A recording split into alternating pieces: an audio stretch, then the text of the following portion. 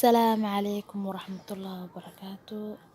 أصحابي سو دواذا ميل كستو جوجتان كسو دواذا جنالك منى عبد الرحمن جنال سبسكرايب دا شير داها لايك سارا كومنتيجي igu reeba wixii oo fariin ama dhiirigelin ama iga dhiman insha Allah maanta waxaa karsanaynaa bariiskaas oo bariisyada waa nuucyo kala duwan ayaa loo karsadaa ka karinaya ila arka maasha Allah waxaan kusoo shubtay saliida iyadoo ii kulul waxaan ku shubtay hal xabo basal yar yar oo soo jarjaray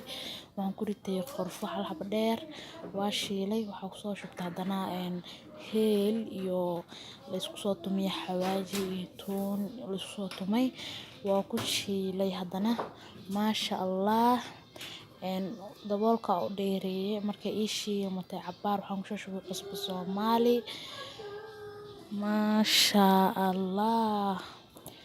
waxaan kusoo shubtay cusbada shanqarta karaale noqda asxaabey bariis aan kusoo shubtay hadana bariiska aan karinayay galaas iyo bar bariis ayaan kusoo shubtay maasha Allah asxaabey waa shiilayaa si fiican oo soo shiilay waa kana u jeediin saas u jeediin oo soo shiilay marka asxaabey soo dhawaada waxaan kusoo shubay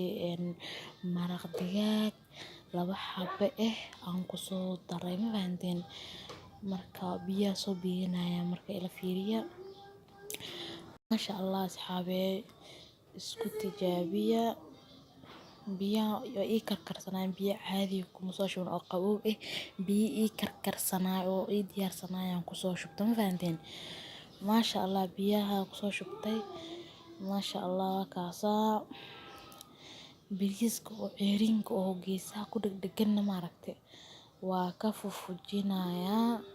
hadhow hadii kala daada ka fufujin hadhow markuu bariiskaas bislaado bariiska ceerinka hadhow dadka ilkaha ka galaya oo geesaha ku dhagdhagan intaan ka fujiyay marka maasha Allah alxamdulillah ilaahay ma iskale inta heesanin ilaahay hasi inta heestane Allah u barakeeyo asxaabey maasha Allah daboolka u dheereeyay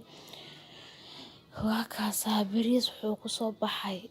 Allah qiyaasaka ku dhahay maasha Allah waa kaas bariis furfur oo macaan oo caraf badan oo ka dhiiqoon oo ka soo roob